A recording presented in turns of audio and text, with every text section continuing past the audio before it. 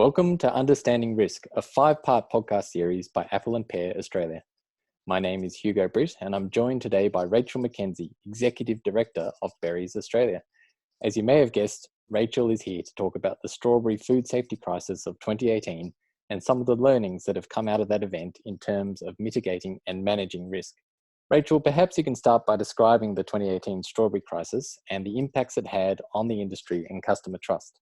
I think the really important thing to understand about the needle tampering crisis of 2018 is the difference between the actual incident itself and the way that incident was dealt with and how that actually affected the industry.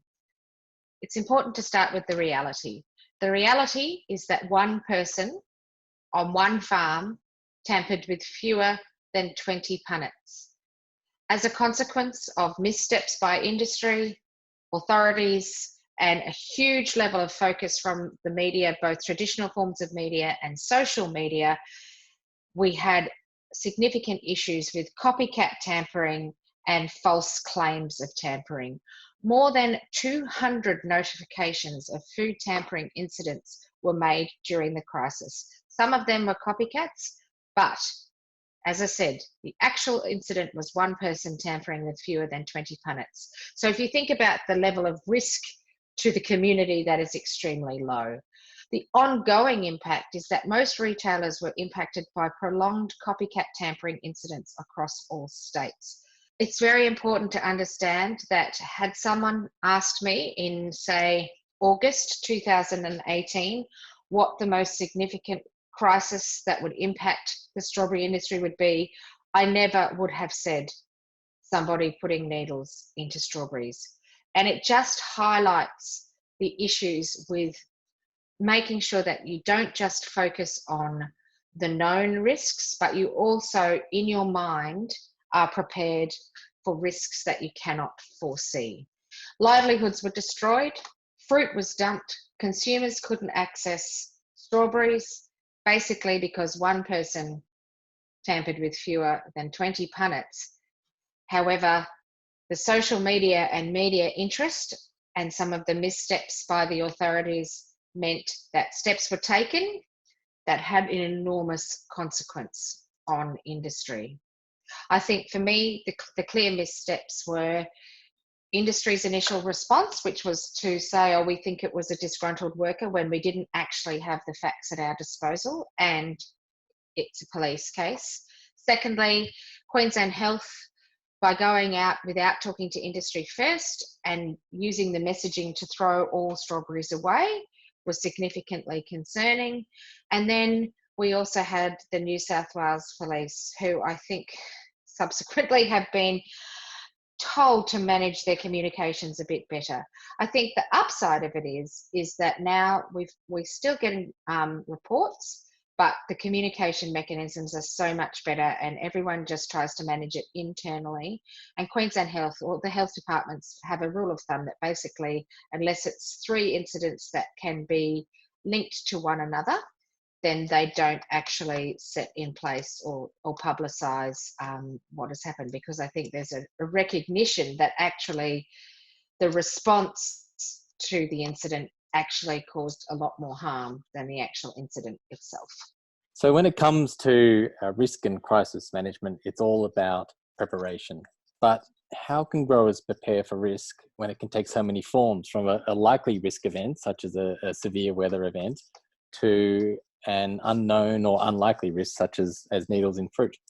So basically, a key part of your risk management has to be around principles of reputation protection, which is quite different from our traditional, risk versus likelihood or consequence versus likelihood risk strategies, which are still important and still things that you need to do. But as well as that, you need to look at this whole issue of reputation protection and what we call food defense, which is managing threats and identifying vulnerabilities. Fundamentally, the message we want to promote to consumers is that we want to see our produce arrive on customers' tables in the same condition that it left our farms. So this is all about building a reservoir of community support so that when a crisis hits and there is an issue, people aren't just quick to point at the farmers as being to blame, and they have a reservoir of compassion and concern for the farmers that will enable them to perhaps hear some of the more nuanced messages. In terms of the media, it's really important that we are clear about that not all things can be brought home on farm. The media is always trying to find the culprit, and we need to be able to build our relationships with the media beforehand to make sure, again, that we have this reservoir of goodwill. So protecting Australia's reputation as a source of good quality, clean and safe fresh food is paramount, especially from the international market perspective. We need to differentiate between farm end contamination versus mishandling.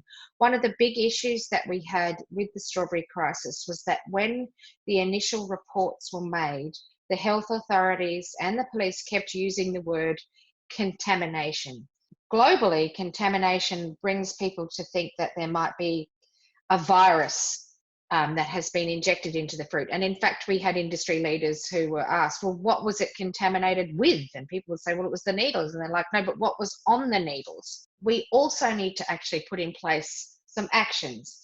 We need to have better traceability in the supply chain. We need to make sure that our stakeholder relationships are robust so that we have their understanding. We need to have already good relationships with government and the media. And we need to make sure and be very strict about the correct use of language. We also need to have good systems in place for our own membership. So one of the issues, and this is not a criticism of anyone, is that our growers were totally blindsided by the level of media attention. Our industry development officer had 200 missed calls a day from the media. And then when they couldn't get onto her, they'd ring growers. And of course, the growers didn't know what to say. So it's really important to work with the growers to assist them in understanding what they need to do. If you want to say that in a more formal way, the formal way we say it is direct all inquiries to one nominated individual. Get the facts before making any statements. Decide and centralise messaging. Be mindful of stakeholder expectations. Focus on positive communication, monitor mainstream and social media, and enforce control processes. So making sure that everyone is in industry knows what to do if something unexpected comes along, and they know who to call, and they know that they don't have to speak to the media. There's no obligation. And I think one of the things that I learned about is that the threat, there is the likelihood and the impact, but you also need to consider how likely is something to be detected. So it might be that there is something significant could go wrong, but you can catch it pretty early and you can actually deal with it before the consumer's aware. That's actually less significant than something that might have a lower impact, but the consumer becomes aware before you know anything about it. And I guess the needle tampering is a classic example of that, because really in terms of consumer risk, it was very low, but because we collectively hadn't done the work in the background to create the relationships and the communication mechanisms and the language and all of those things, basically the consumer knew before we did, and that manifested in a certain way in the media and in social media. That meant we completely lost control of the narrative. Rachel, what are some practical steps people can take in terms of managing threats? If you're looking at threat management techniques, you've got a couple of steps. The first one is, can the threat be eliminated? If it can, then you say implement changes to eliminate the threat. Is there a protection measure in place? No, we'll add it to the risk register. Is the protection measure designed to protect against the specific threat? Then you manage it. But then you also have to be conscious, as I said before, there will always be something that you didn't foresee. And so that's where you have to have inbuilt in your whole process these tools around crisis management and crisis communication. Rachel, that's all we have time for. So thank you very much for joining us today. You're welcome.